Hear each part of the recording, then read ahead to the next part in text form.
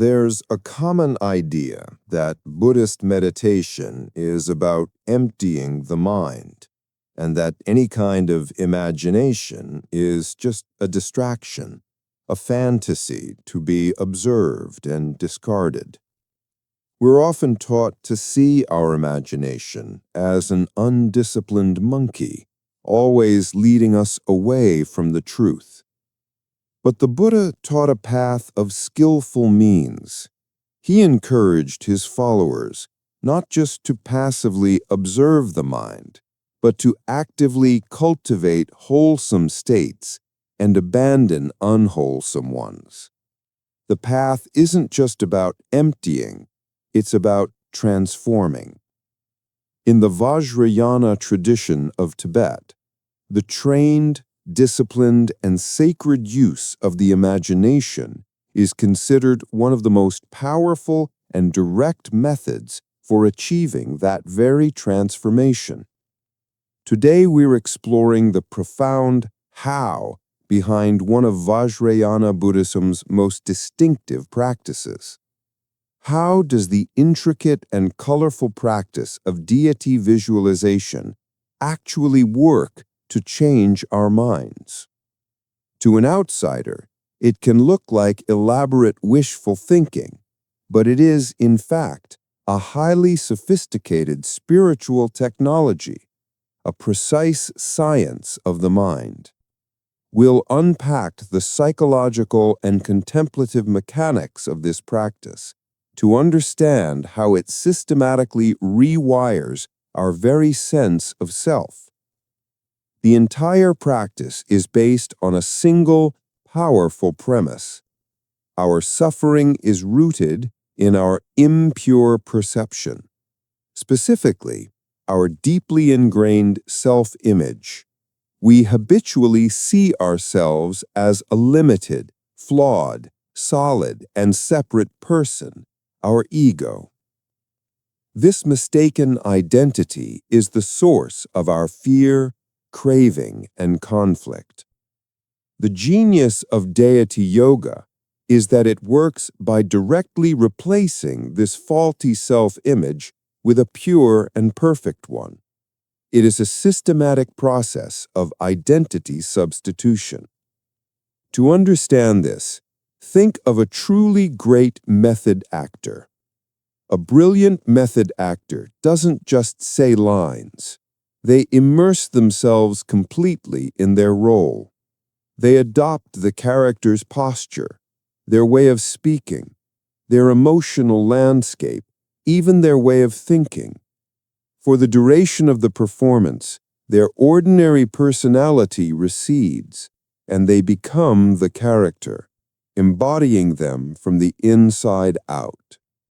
Deity visualization is the ultimate form of method acting, and the role you are playing is fully awakened being.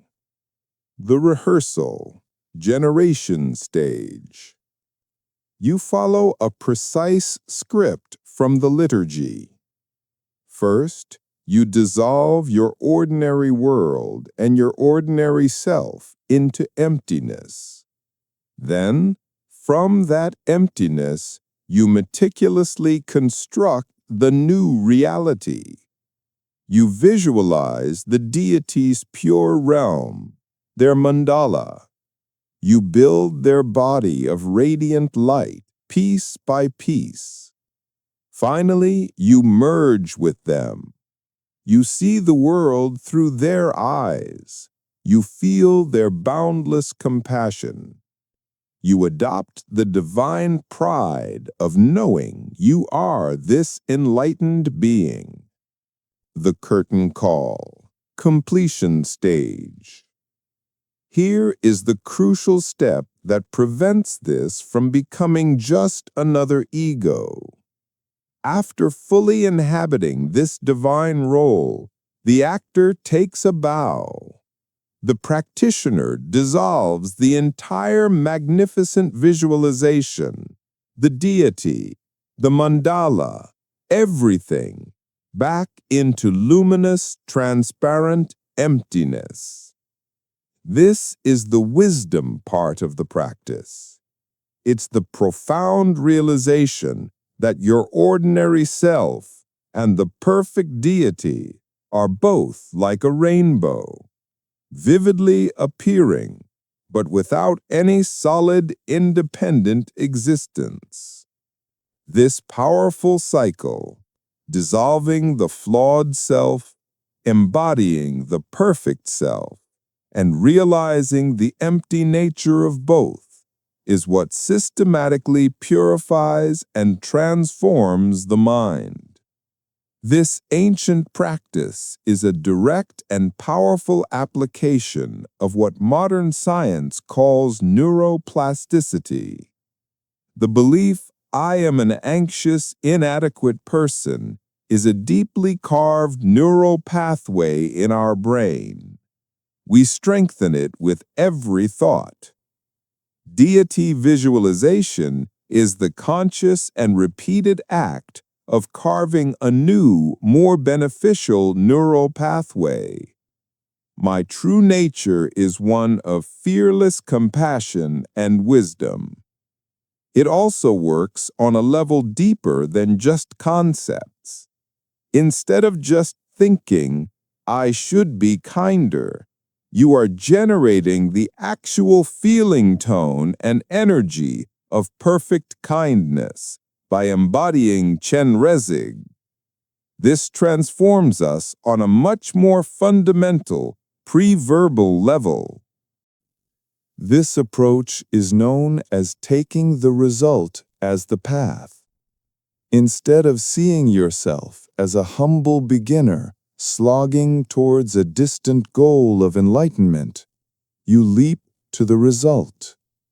You practice from the enlightened perspective, right now.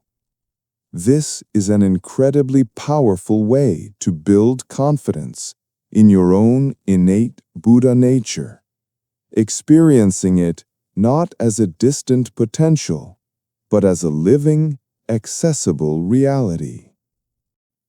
While the full practice requires specific instruction, we can all touch the spirit of this transformative process.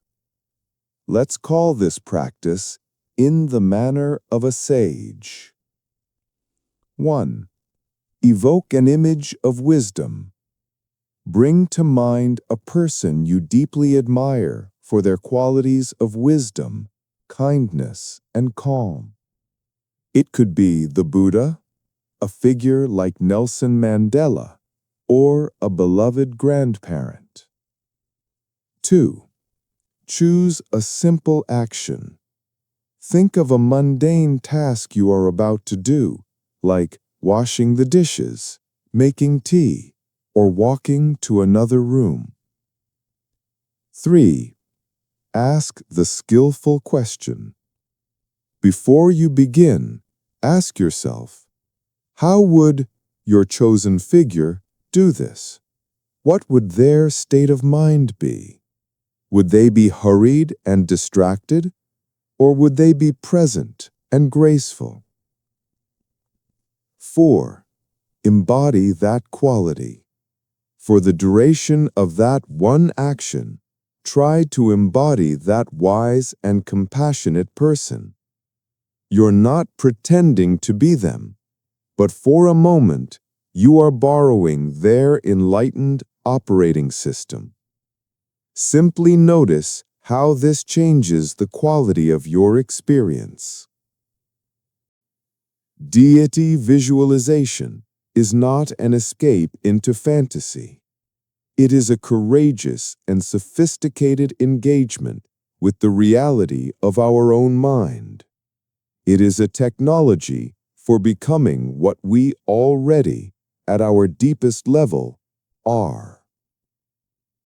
It's a profound declaration that we don't have to be trapped in the old story of who we think we are. With skillful means and dedication, we can literally imagine ourselves into a new, more luminous way of being. What would it feel like to act as if you were already your wisest and most compassionate self, just for today. Please share your reflections in the comments below. If this exploration was helpful, please subscribe to the Mindful Compass. May you have the courage to imagine your own awakening.